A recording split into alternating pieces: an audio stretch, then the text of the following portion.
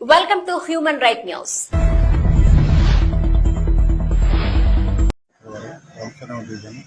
సంక్షోభం ఐటీడీకి రావడం జరిగింది.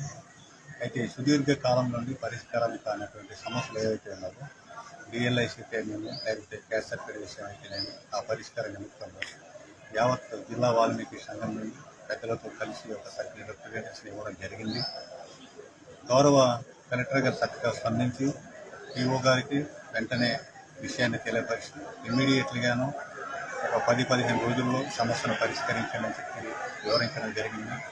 దీని మూలంగా లాంగ్ పెండింగ్ మూలంగా చాలామంది కూడా విద్య, ఉద్యోగ, ఉపాధి కోల్పోతూ ప్రభుత్వం మంజూరు చేసే సంక్షేమ ఫలాలు పథకాలు కూడా కోల్పోతూ చివరికి పింఛను, కొత్త గృహాలు కూడా కోల్పోతున్నారు. చాలా ఇబ్బందులు పడుతున్నారు. ఈ దినం మొదలుకొని ఈ సమస్య పరిష్కారం అయితే ప్రతి ఒక్క గిరిజనుడు, ఆదివాసీ అనేవాడు సంతోషంగా ప్రభుత్వాన్ని అందించే ప్రతి పథకాలు తీసుకుంటాడని చెప్పేసి మేము ఆశిస్తున్నాం. ఈ సమస్య వెంటనే పరిష్కరించబడుతుందని కూడా మేము ఆశిస్తూ ఉన్నాం.